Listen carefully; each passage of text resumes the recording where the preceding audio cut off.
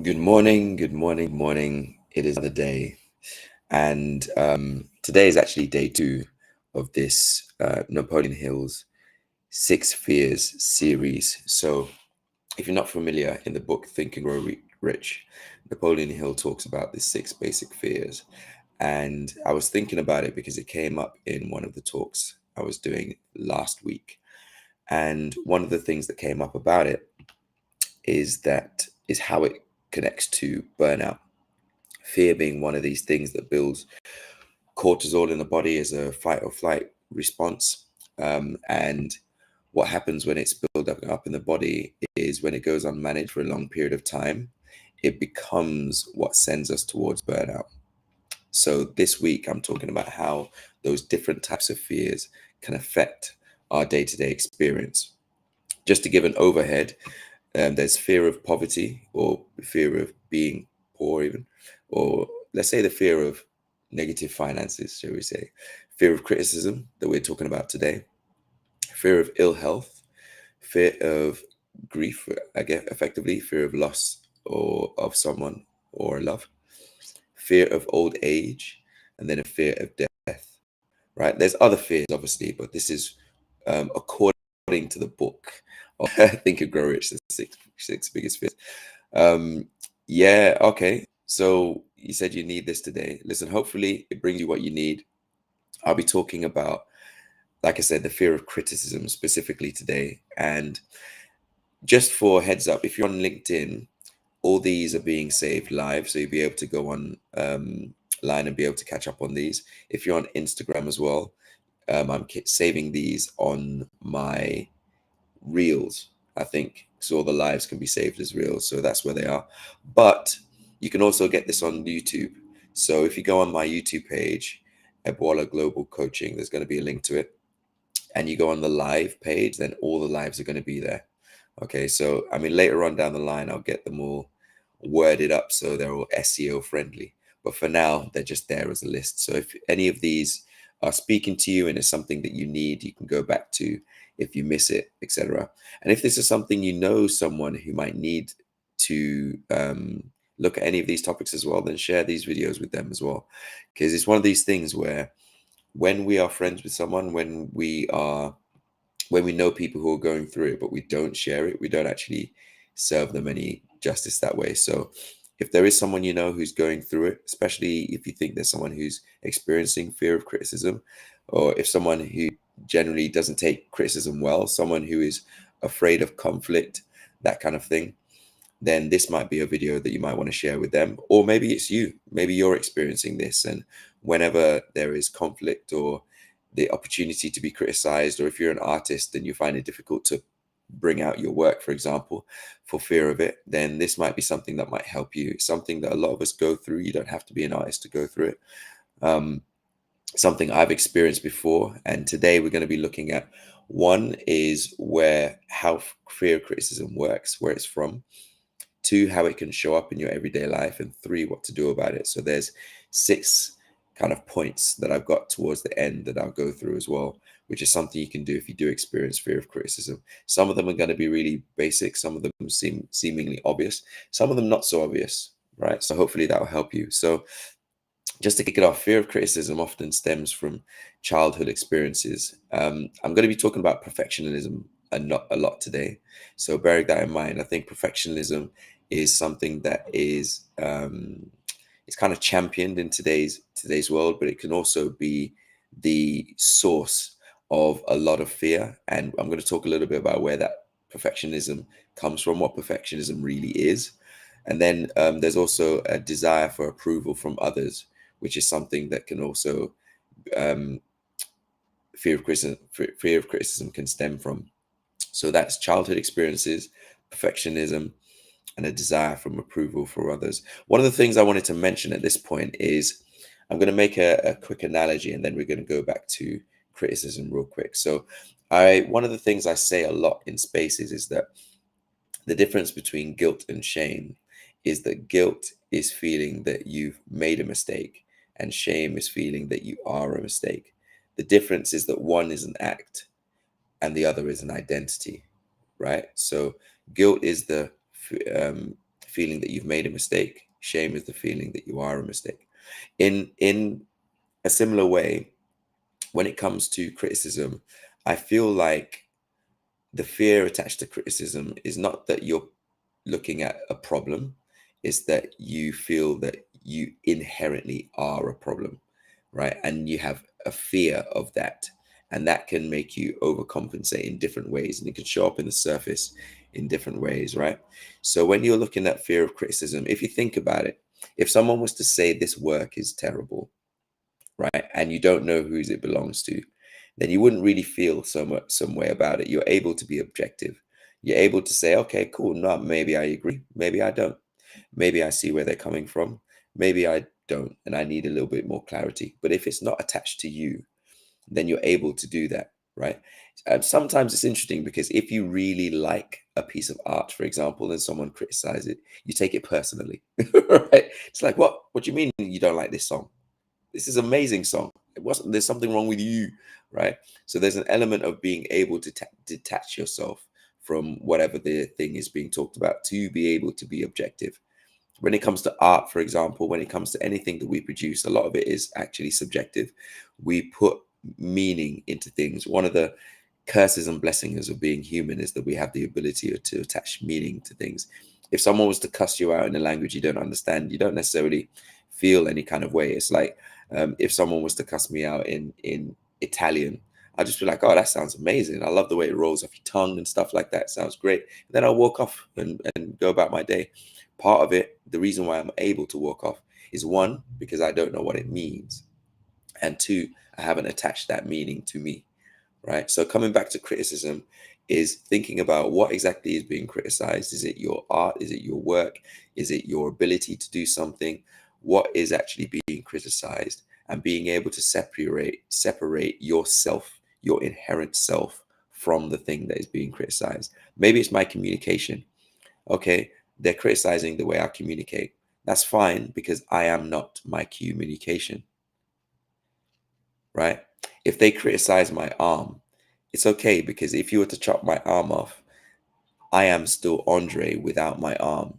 I am not defined by my arm. Yeah. And in the same way, if they were to go all the way through, even if they were to put me into little pieces, right? I am not my pieces. I am Andre, which is existing outside of my pieces. You are not your job. You are not your ability to be a father or parent in general or mother.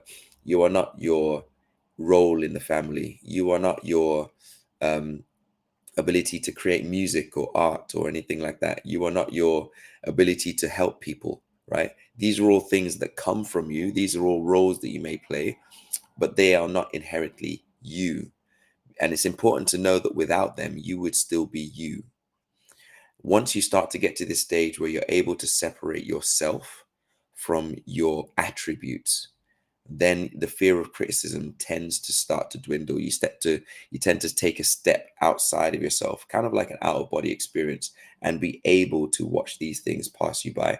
It's like meditation. You allow your thoughts to pass through your head because you know those thoughts aren't you, right? Oftentimes those thoughts are words that were said to you and in your childhood that you internalized, and now you hear it in your own voice. But if you actually pay attention, a lot of these things are not you. They're things your father said to you, your mother said to you, things that friends and family said to you, things that kids in the playground said to you when you were 5 years old. That is where a lot of these sounds, these words that we hear in our mind actually come from. If we think about it, they started at some point. We're not born with these voices in our heads. At one point we learn these ideas, these critiques, right?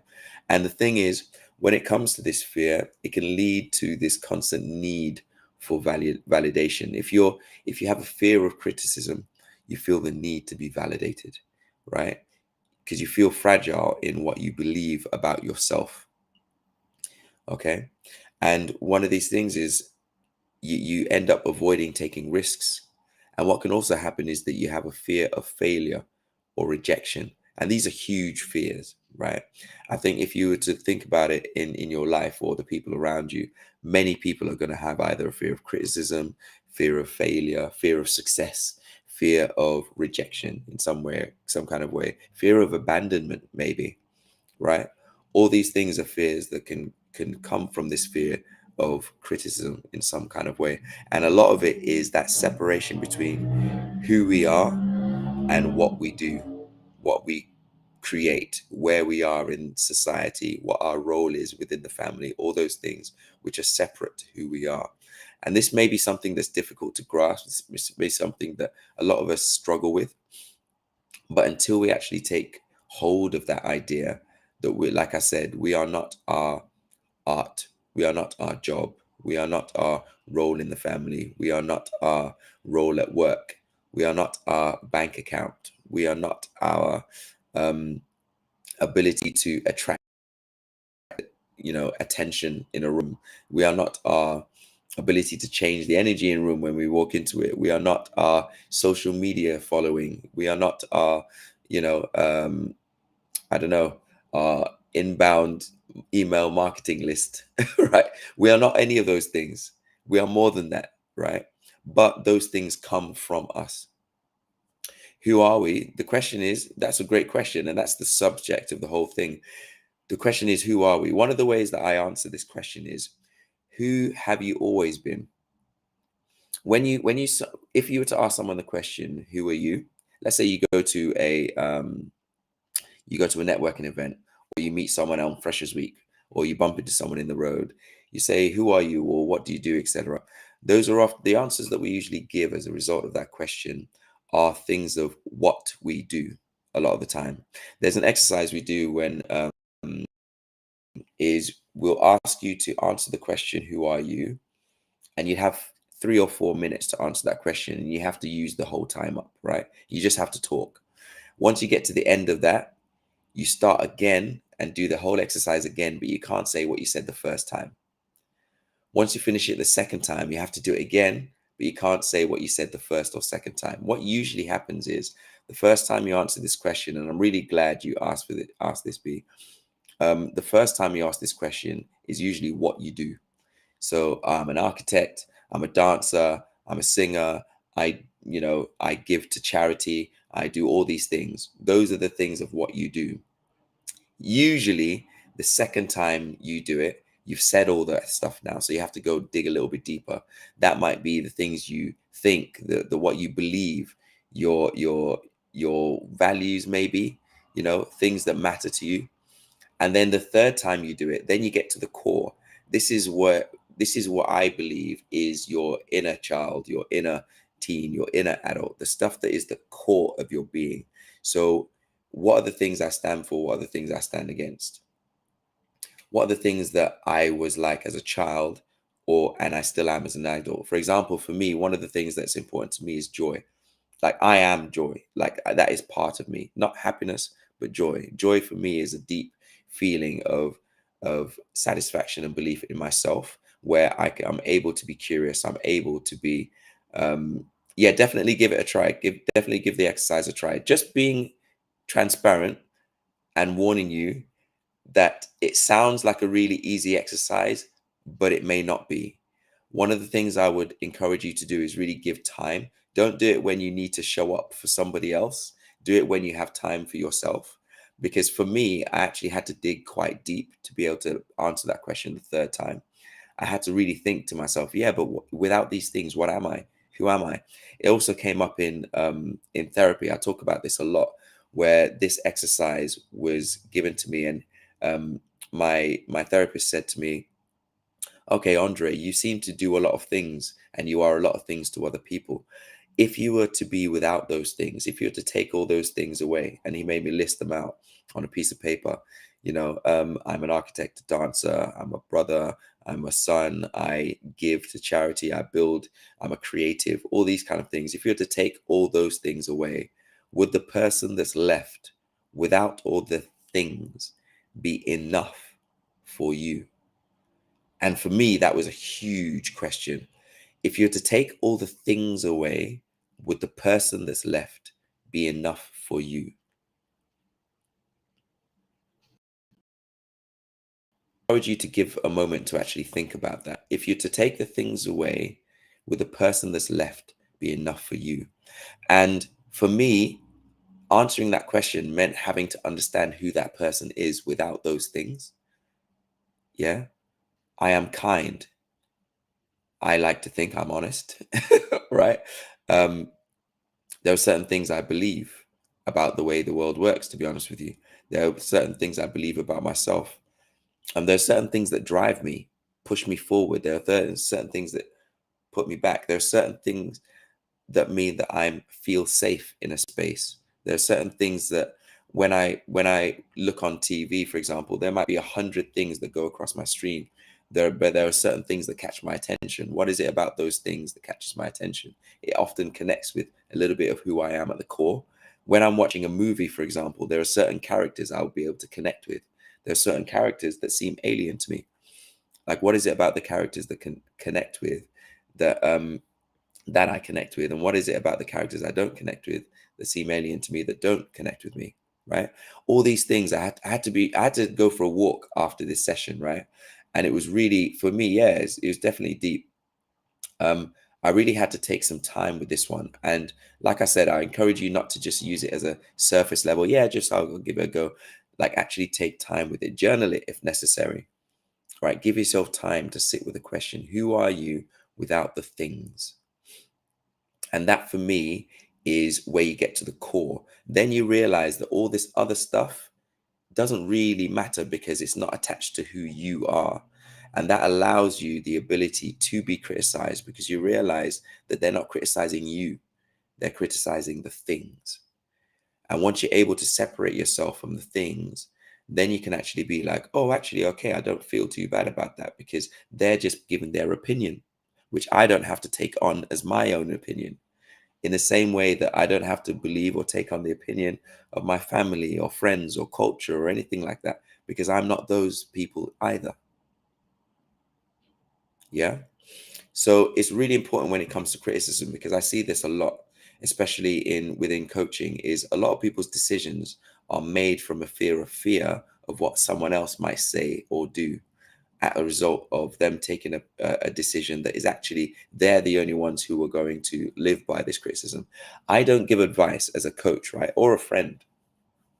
um, I really don't like the idea of giving advice, because what ends up happening is I tell you to do something and I don't live through the impact of the decisions because I'm not living through them, right? Me as the person who's giving the advice, you as the person who's receiving advice are taking the advice of someone who's telling you to do something where whether you do it or not, their life won't change.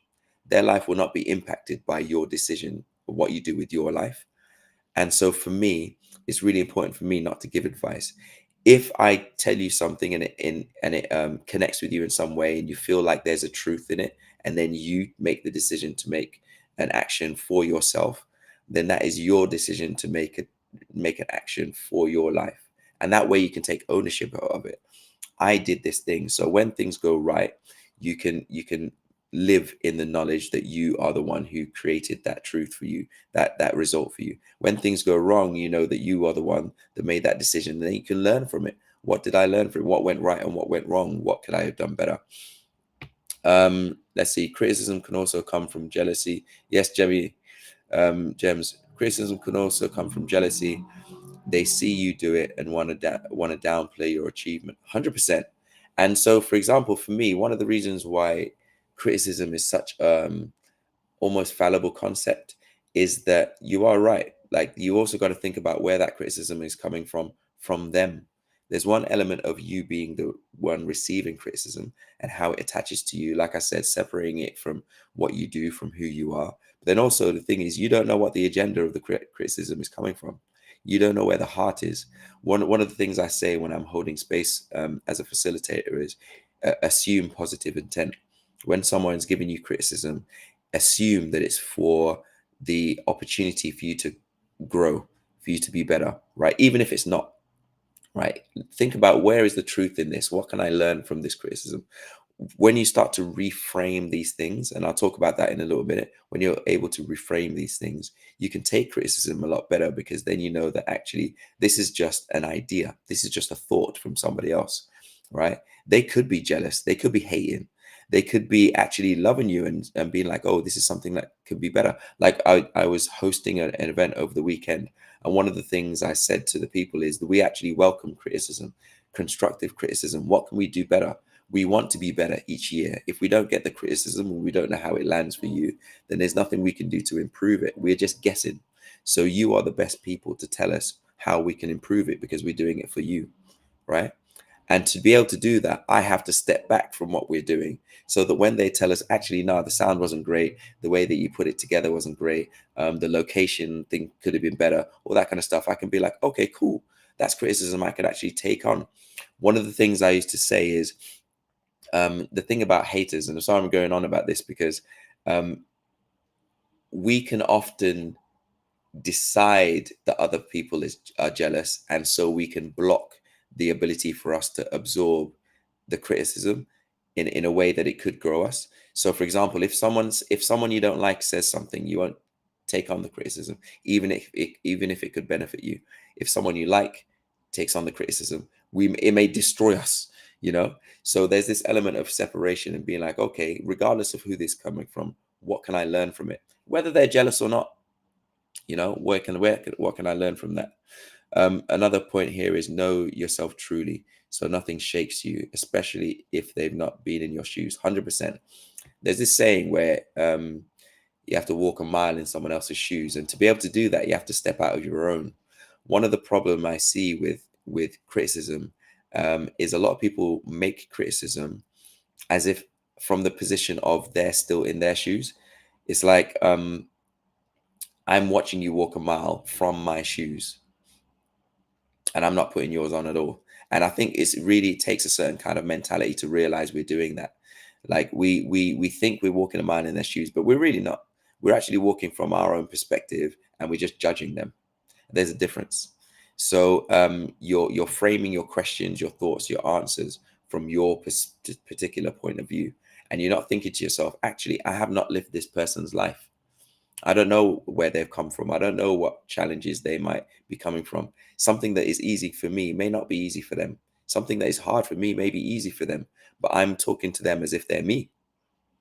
Actually, sometimes, especially when we're giving criticism, we need to take an idea that they have not lived our life and they are not you. And from receiving the criticism, you need to know that they are not you either, right? So it's just a perspective, one that you can accept and one that you don't have to. Another comment here is from Gems is, a friend called me to give me constructive criticism about my podcast, and I had to ask her what business she seen through to call my my phone and add her 2 pence. Yeah, I mean that is a way to do it, because often it can be like, especially if someone has, you can tell that they have no idea what they're talking about, right? And they take it upon themselves without you asking to come and give you criticism, right? Constructive criticism. But honestly, for me, at the moment where I am, is I welcome it. Like sometimes you can learn a lot from somebody by how they criticize you and what they criticize, what they choose to criticize, what they give time to put energy into. So I'll just sit back and smile and be like, okay, all right, thanks for that. I appreciate it. Again, it's like standing on the side of the road. These criticisms come and they just pass you by, just like thoughts. They pass you by, whether it's from yourself or somebody else. They pass you by. You don't have to hop on. It may not be your bus. Yeah. And sometimes you could just smile because this one is a clown car, and it's like, okay, cool. I enjoyed that. But if I don't separate myself from it, then I might take it personally. And often you don't have to. So they don't affect me. It's thank you, babe. Then it goes out the other. Exactly, one ear and out the other. You don't have to accept these criticisms at all. You'll be writing my next spoken word piece because everything you're saying makes so much sense. 100%. And I think it's one of these things I've learned the hard way. I used to take everyone else's opinion almost above my own, and I used to act according to what other people thought. And I think it took a lot of inner work to be able to separate myself from the judgment of others. And it sounds really weird, right? But I used to really need people to like what I'm doing. I mean, we like being liked as a human, right? But I really need them to love it. Like if I put something on, I really paid attention to, oh my gosh, like, do they like it? What are they saying? I'll look at this, the feedback forms and stuff, and I'll read every single one. And I still do, but now I read it with a whole different heart. Before, I was looking for the positives, and if there was a negative, it will crush me, it will finish me. Oh my gosh. And it's the only thing, what it's like. You get 199 positive comments. The one negative is the one you take home with you, the one you're thinking about for the next 3 months. And there's good and bad sides of that. The good side is, it means that if you can take on criticism and act on it, then you can actually improve, and you can say, oh wait, do you know what, thank you for that criticism. It actually made my product better, my service better, the way I work better, me as a communicator better, me as a husband better, as a wife better, my as a father better, as a mother better, as a son better, as a partner better, as an entrepreneur. Criticism, even though it was the one thing out of 1,000, that one thing might have been the missing piece of my puzzle. And actually, no, thank you for saying that, because other people may not have said that. Other people may have seen it and not said a thing. It's like if you have your label hanging out of your shirt. Actually, I appreciate the person who points out that my label is hanging out, because then I can tuck it in. And now I know, okay, cool, that person actually either cares enough to say something, or actually is able to risk the fact that I might turn around and be like, get off me, bruv. Like, they actually came out and said it, which meant that I was able to do something about it. Other people might see that thing in your teeth and not say a thing. So sometimes we need to actually appreciate, right? So it might not be your bus. Thank you, Andre. We got this is so interesting. You're welcome. Anna Marie's, long time, long time. And these are being saved, like I said, on Instagram, on LinkedIn, on YouTube. These are all being saved. So if you have to leave, don't worry about it. Go back to it and comment. Put your comments in the chats. Keep the conversation going. What is valuable to you? What have you haven't thought, maybe you haven't thought about before like this? What have you thought about like this, but maybe you're seeing it a different way? What is helping? What could I do better in terms of these lives? Got to get ready for a school run. Thank you so much for this. Please save the life. Have a blessed day. No problem. Good morning, Andre. Yes, yes, yes, yes. Good morning, good morning, good morning. Absolute pleasure to see you all in the space. Okay, so fear of criticism, like I've talked about the idea for a need for validation. I've talked about, one second. I've talked about the need for validation. I've talked about the avoidance of taking risks. I've talked about the fear of failure and rejection, and it can also be the driving force of perfectionism. Perfectionism has a shadow side. Perfectionism looks really good on the surface, but it can often come from fear of failure, or fear of success, or fear of rejection, or fear of criticism. In this case, like, I have to get things right. If I do things perfectly, maybe no one would have something bad to say. If I do things perfectly, maybe it will validate me as a person who's creating this work. Because if I get 99%, then it's actually 0%. I was reading a book called Will by Will Smith, right? And in it, he was pointing out how he had an idea of perfectionism such that it was either 100% or 0%. 97% is a failure for him, right? And it came up in his therapy, and the guy was like, 97% is not 0%. 97% is 97%, right? So we get this idea with perfectionism where it looks like a really good thing, but it can actually be the driving force of burnout. Because if we think that we have to be perfect to be successful, and anything less than perfect means a failure, then we're setting ourselves up for inevitable failure. Because if you logically think about it, deep down, even when you're creating this idea of perfectionism, that it's something that you can't attain. We are not perfect beings. And sometimes you have to think to yourself, what does perfect look like? And you realize you can't attain it, because once you reach it, you realize that there might be something better. Let's say perfect for you is 100,000 followers. Once you get to 100,000 followers, what do we think? I need 200,000 followers. Once we get 200,000 followers, what do we think? I need 1,000,000 followers. Perfection is never reached, right? And it's just an idea. And it's an idea we create for ourselves, which we end up beating ourselves up about. It can be something that drives us to work and something which is amazing, yes, but it's also something that can drive us to burnout. We're constantly chasing after this thing that we can never attain. And it means that we start to reprioritize our things and we start to lose our values. We start to prioritize work over family, things like that, because we have to find this thing, this nirvana where everyone thinks we're amazing and we think we're amazing, even though we think we're amazing is something we can attain right now if we were to stop and accept ourselves at the 97%. Yeah. So when it comes to fear of criticism, it's important to be able to separate ourselves for the things we do from who we are. The things we do can be criticized because that's what people see. Who we are is what's inside of you. You are the only one who has control of that.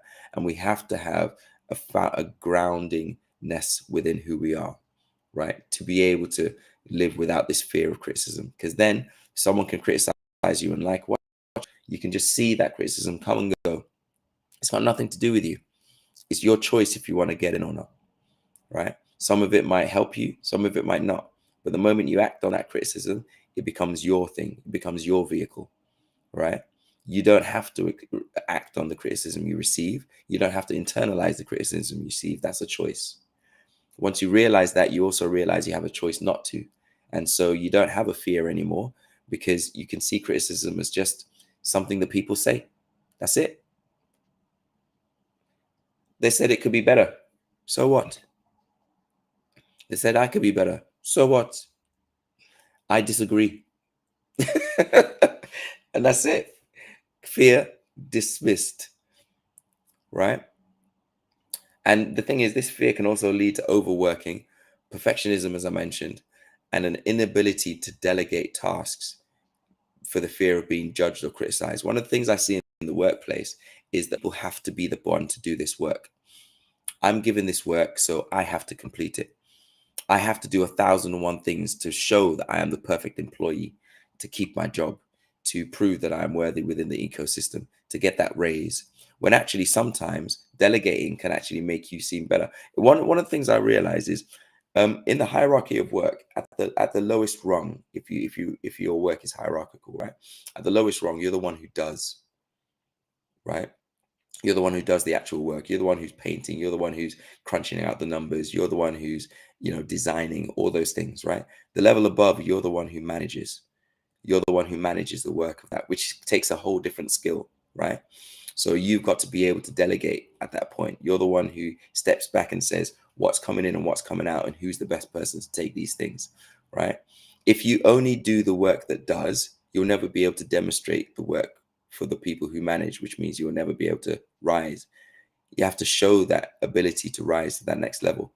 The level above managing is the level of decisions, right? The directors, right? They're the ones who decide. They're the ones where they make decisions for the company. And when you get to that point, you got to think about the company as an engine, as a vehicle, right? And so if you don't start thinking like a vehicle and where that vehicle could go, what industry to go in, you'll never be able to get towards the director side. You need to show initiative and all those kind of things, right? The reason why I'm saying this is if you fear criticism, you're not going to take those risks. If you don't take those risks, you're not going to show that that there's evidence to support you getting the things that you actually want. So it can be a self-defeating prophecy, right? You're scared to be criticized, so you don't end up doing the things that allow you to be criticized. But by not doing the things that allow you to criticize, you also don't get the opportunity to be praised or to get the things that you actually want. And so it ends up being this vicious cycle, right? So, and judgment, just on the last thing, judgment is when we decide something is right or wrong, good or bad. I think, again, this is one of the curse and blessings of being human is our imagination. We're able to put meaning on things. Is this good truth, which is what happens, and there's nothing attached to it. Then we got our opinion, what do we think about it? Then we got our feeling, what do we feel about it? But judgment is what do we believe it to be? Is this something that is going to serve people or is it not? And we have this God complex as humans sometimes. That is a good person. That is a bad person. I am a good person. I am a bad person. This is something I struggled with actually. I had this idea of the perfect man that I was trying to be. And I realized in therapy that trying to pursue this thing that I would never be able to attain was killing me. It was putting other people before myself. It was putting others' needs before my own. And I became a yes man because I thought to myself, a good person gets a yes from people. And I realized actually, no, a good person is actually the person who says no a lot, actually. And if something is not serving them, they actually stand up for themselves and the people around them, right? You don't bend over to other people all the time, right? And so I had to really go on this journey for myself because I was fearing criticism. And I was creating this idea of myself, which I wanted to attain, which was impossible to reach, right? And I had this fear of criticism from myself, right? I would criticize myself for not reaching this unattainable goal, right? So if any of this is relating to you, um, put it in the comments. Let us know how you feel. Like what is resonating for you? What is about that that you've experienced? What is helpful for you right now? What are you hearing that you're thinking maybe you can apply? Better is just another way of saying different. Yeah, different for me takes judgment away from things, right? As opposed to better or worse. Better or worse gives you an idea. There's a line, there's a journey towards something when actually everything is scattered. Everything's scatter, right? There's no actual, like, we as people, we put them in some kind of order, and we kind of need order and control a lot of the times, but it doesn't serve us all the time. Sometimes it can be pretty destructive. So, fear of criticism. What can you do about it? Okay. Right, really quickly, I'm going to go through 6 things, right? And if I say any of these 6 and it resonates with you, if I've said any things that resonate you and you need help with it, then get in touch. One of the things that I'm really big on right now is just sharing the information and the knowledge, right? But there's a difference between knowing what to do and actually doing it, which is the gap between who you are and who you want to be. And that gap is where I come in. Me as a coach is I'll sit with you and we'll go through 6 or 12 weeks. And I do that because the dropping sessions, like I said like yesterday, don't always work too well. Drop-in sessions are great because you get little bits that you can work on, right? And I'll listen to what you're going through and I'll give you some thoughts and stuff, or I'll ask you questions. We'll come to a conclusion. It'll be great within the session, but life happens, right? Life happens. And it's like healing. You don't know you've healed until the next situation comes up and you realize, actually, I haven't healed at all. I've read all these books. I've gone through all these seminars, but the same situation came back and I acted the same way, right? I thought I was through the fear of criticism, but someone said one thing in an evaluation post and it destroyed my entire week. So maybe I'm not where I thought I was, right? So sometimes we need continuous help. So I do 6 and 12-week programs, or you can become my client. I only take on like 5 or 6 a year. And that one you can be my client for a year. And that is where we work through things together every week, right? And we just work through it. Once a week, we'll get together, we'll speak online, and we'll be able to say, okay, cool, what are you going through right now? What do you think about that? How do you feel? What is working for you? What isn't? What do we need to do now? Right? And we'll go through that together. So in terms of criticism, what can you do if you have that fear of criticism? I'm going to go quickly through all 6. Number 1 is practice self-compassion. Right? We can really beat ourselves up, but we actually need to be kind to ourselves like we would to someone else who we know, who we love, who's going through it. If your best friend had a fear of criticism, we wouldn't beat them around the head with it. We'd be compassionate. We'll say, you know what? Listen, I acknowledge how you feel. You know, it's a valid emotion to have. Is it serving you? Is it not? Like, how would you like to feel about this? You know, all those things. We'll be compassionate towards them and remind yourself that no one is perfect. And when you're in it, you kind of forget those things. And we've got a comment here that says we all need to renew our minds daily to be whole. 100%. And this is something that I often have to go through, because it's like, okay, cool. Each day, I think I'm going forwards, but sometimes I take 2 steps back. And I have to be honest with myself about that, right? I have to feel like, okay, cool. I thought I was somewhere, but now I realize I'm not. Let me own that. It just means I have work to do. If I have work to do, it means that I'm growing, right? So number one of things you can do if you're suffering from a fear of criticism is practice self-compassion and remind yourself that no one is perfect. Number two is seeking constructive feedback, actually looking for it. Yeah, actually looking for it. So one of the things I've talked about is the Johari window, and one of the things where you get to know yourself better is that the blind spot are the things that other people know about you that you don't. You're completely unaware of, right? Things you know that you things you don't know about yourself that other people do know about you. And the way to increase the things you know about yourself is to seek criticism, actively seek it.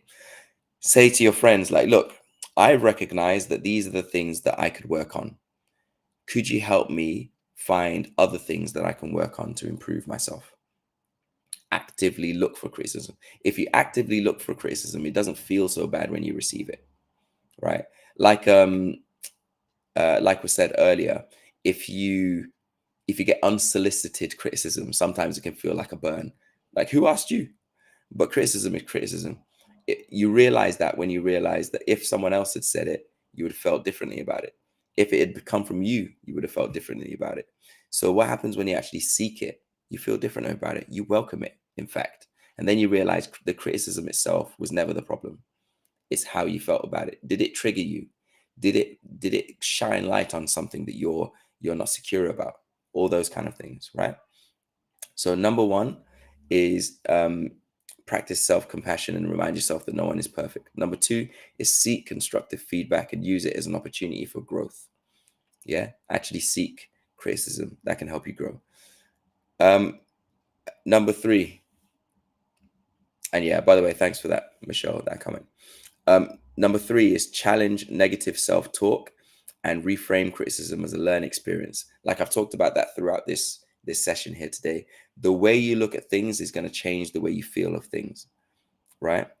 If someone comes to you with criticism and you feel like it's an attack on your character, you're going to feel some kind of way. If someone comes at you with criticism and you feel like it's an opportunity for you to grow, that same thing, they haven't changed a word of what they said, but it feels completely different. You'll be able to take that on as, oh, I never realized that about myself. Maybe I can do better in this. Maybe there is a way for me to introduce myself into this conversation in a way that doesn't trigger people. Maybe there is some way that I can communicate what I feel in a way that is received better. Thank you for that. I actually appreciate that. And then you can be like, okay, how do you do that? Like, give me some ideas of how to do that. Then you actually lean into the criticism because you're curious now, because there's no judgment. It's not about being good or bad. It's not attacking your character. It's actually nothing to do with you. They've just observed something about something that you have the choice of whether you can to apply it or not. You can get to the end of everything they say and be like, thank you for that. I really appreciate it. I don't think that sits well with me because that actually goes against some other things about me. So I'm going to remain the same, but I really appreciate you taking the time out to share that observation about me, because that means a lot to me, that you feel that you're okay enough, safe enough with me to share that. And then you walk away. That's it, right? So reframe it with negative, challenge the negative talk and reframe the criticism as a learning experience. Number four of things to do to challenge your fear of criticism is set boundaries with toxic individuals who constantly criticize or undermine you. At the same time as I'm saying criticism can be good and it can be a fuel for growth, you do have those people who are just trying to tear you down. Now, if it gets to a point where all people do is criticize and there's nothing good that really comes from it, and they criticize without any kind of way of growth, like feedback, there's actual frameworks for feedback, right? Where you set the foundation for it. Like, for example, you say, this is what I saw, and this is what could be better, and this is how you can do that. For me, is a really good way of framing criticism in a way that's received in a way that can actually be worked on. If you just say you're terrible, there's nothing someone can do about that, and that's not really criticism, that's just tearing someone down, right? If someone says, you overlooked the opportunity to help that person to feel heard in that meeting. I noticed that you greeted everybody and asked everybody for their opinion except for that person. I feel like in the future, you could pay attention to how many people are in the room and make sure that you don't miss people so that they don't feel neglected or ignored in the space. Because if it becomes a pattern and you always forget that person may feel like there's something wrong with them, and I know that you as a person don't feel that way. That is actually a criticism, but that's something you can work with. Then you can be like, oh my gosh, I didn't notice I was even doing that. Thank you so much for bringing that up.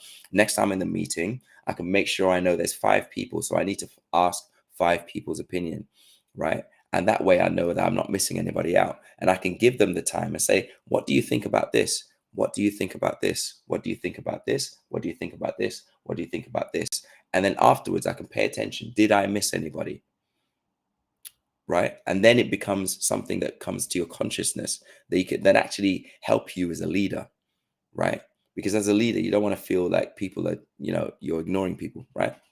So that framework I find really helpful. There's actually one I use, which is what happened, what I thought, what I felt. How about you, right? So as a person giving criticism, this is what I saw. This is what I thought about what I saw. This is how I felt. What do you think? Right? Um, I noticed that you I don't know. I noticed that you always use this certain type of person on your marketing. Um, I think I look at that and I wonder, is there a reason why other people are not represented in your marketing? It makes me feel like I'm not welcome because I'm not people who look like me aren't represented in your stuff. What do you think about that?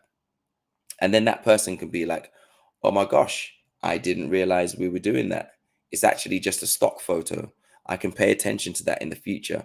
I'll make sure that there are people of different demographics. I'll make sure that there are people of different ability levels. I'll make sure that all the protected characteristics are covered in our marketing to make sure that you know that you're welcome here, to make sure that you know that the doors are open and we're not actually closed to you, right? And then you can grow as a result.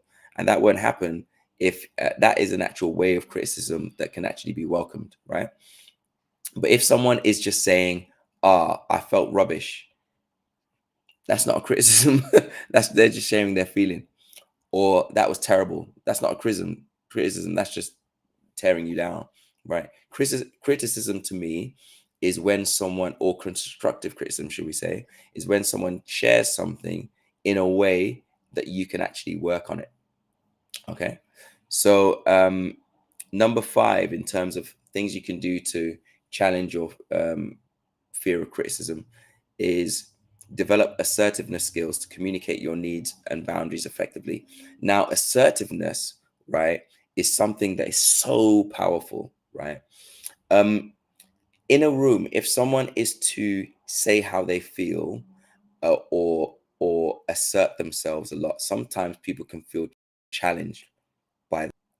People can say, oh, you're being obnoxious, you're being whatever. There's a difference between being aggressive and assertive, right? And I think a lot of the times people don't say how they feel for fear of being seen as aggressive, when actually there's a way to be assertive, where it's like, actually, this is what I believe, and I'm not going to budge on that. That's being assertive. It's not criticizing you. It's not calling you names or anything like that. It's just saying, this is me, and this is my boundary. Anything else is okay, but this is where I draw the line. What you do with that is up to you, right? That's being assertive, right? It's the difference between saying that was terrible and saying I actually don't appreciate that, right? or saying nothing and just internalizing the resentment towards yourself and the other person. Those really are the three options, right? So assertiveness is about fighting for your own corner in a way that lets people know where your boundaries are.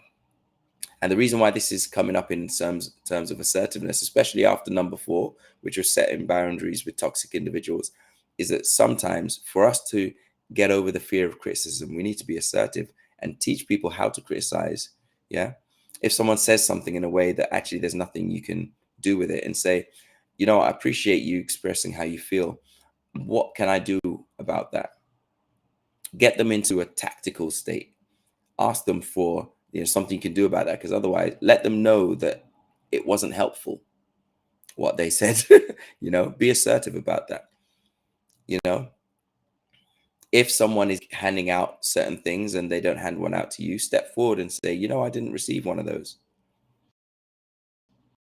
Something to say and you have something to add on it, put your hand up and say, actually, I think I can add to this conversation. Actually step forward into the space where you risk being criticized, because now you know that criticism is not about you, it's about the thing, which is not you inherently. And put yourself in this position where you actually can be seen.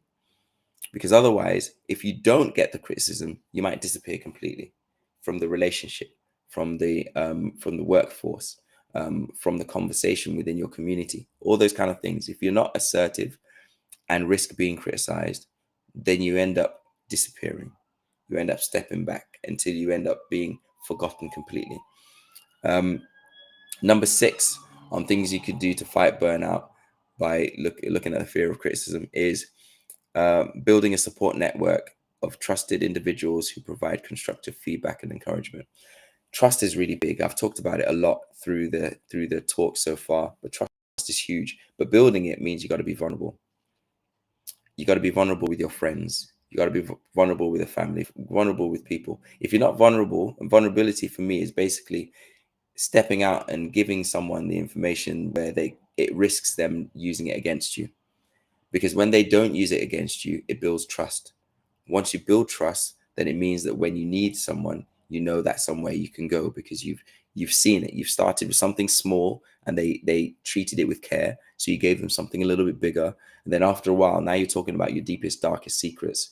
And you're in safe hands because they've proven to you that you can do that, because they're not going to go around and use it against you, right? But you wouldn't have known that if you hadn't have been vulnerable with them in the first place. Part of the reason why we have such a loneliness epidemic is because we've been burnt so much that now we've put walls up, so we don't trust anyone, and so we're not vulnerable with anyone anymore. And the curse and blessing about not being vulnerable with people is that we don't build deep connections. And without deep connections, we don't have trust. Without trust, then we have no one to speak to when things go wrong and we need help, right? So today we're looking at fear of criticism and that connection with burnout, right? I've talked about on yesterday, and if you missed it, go back and watch it. In the introduction, I talked about how fear shows up in a body with a release of cortisol, right? Fear doesn't necessarily need to be when you're bungee jumping or fighting against a lion. Fear can be, there's a deadline coming up. What if I miss it? I have to speak to my boss about something which could anger them, right? Or I want to, put myself up for this raise, but there's also the opportunity that they may not accept me for it, right? All these things can create fear in the body, can release cortisol in the body, and that fear, that stress hormone in our body, when it's unmanaged over time, can lead us towards burnout, right? And one of those things that can cause that fear is the fear of criticism. Yes, Ben. So good to see you. Yes, Simi, what's going on in the house? Just saying hello to some of the people here. Michelle, you still here? Mabel, what up? Yes, B, good to see you all. Amazing to have you all in the room. And if there are any questions and stuff, ask them. I'm about to round up now because I've gone through all of that. If this is something that's valuable to you, I'm basically going on pretty much every morning around 7:00, and I'm talking about burnout in different aspects of it, and I'm giving you some of the information. So it's often the stuff that I've learned, stuff that I've researched, the stuff that I help people with, right? Is that time? Alexa, stop.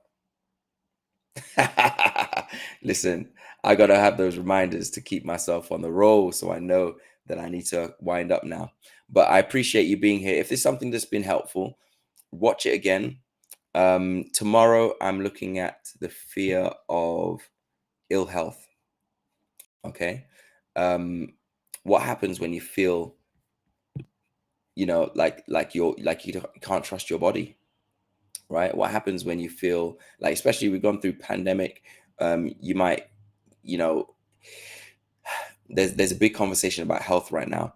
Ill health being mental health, physical health, spiritual health, emotional health, right? Fear of not having a good health. What can that lead you towards? We're going to be talking about that tomorrow. Okay. So just to remind you, 6 things to help you recover from the fear of criticism is: number 1, practice self-compassion and remind yourself that no one's perfect. Number 2 is seek constructive criticism and feedback and use it as an opportunity for growth. Number 3 is challenge negative self-talk and reframe criticism as a learning experience. Number 4 is set boundaries with toxic individuals who constantly criticize to undermine you. Number 5 is develop assertiveness skills to communicate your needs and boundaries effectively. And number 6 is to build a support network of trusted individuals who provide constructive feedback and encouragement. Those 6 things together can really help you beat that fear of criticism. And then remember, at the root of all that is knowing that what people are criticizing are the things, not the person. Only you can define the person. Allow criticism to pass you like a vehicle on a road. You don't have to get on that bus. You can allow that bus to pass you by, right? And remember, some of these buses are actually meant for the circus. All right. So thank you everyone for today. If you need help and you're online on YouTube or LinkedIn, you can go to this QR code here, or I'll try and put the link in the comments, or you can just get in touch with me, DM me. Same with Instagram. If you need help with any of this, I do drop in sessions, but I tend to lean more towards the 6 and 12 week programs, because then that gives us time to actually try something, have it not work, and us to try something else. Because inevitably we can have a really great session, one session, but then you go out into the world and the world does things. And then you find yourself not being where you thought you could be. And you can struggle then. So I do 6 and 12 week programs, because that way I can actually help you through these things. Right. So if you need help, just DM me. We'll talk about what the programs are and what I can do to help. If these things are valuable to you, then keep watching and like and subscribe, comment, and ask questions. Is there something that you want me to cover? Is there something that you've experienced that you feel like you've found your way to recover from it as well? Is there like a 7th thing that you might add to this list? What are the things that you do that you find help in this situation? Is there someone you know who would actually find this stuff valuable? Share it with them. Yeah, share it on your posts and stuff as well. You never know, just putting it on your feed, as sharing it on your Instagram or on your LinkedIn, reposting it on your Twitter, etc., might help someone that you know that is actually not speaking up about it. You can have someone in your friendship group who's really close, who's experiencing things that they're actually too scared to talk about, and sharing this with them could give them the opportunity to help without them having to step out. Okay. So thank you very much, everyone. And I will see you tomorrow. 7.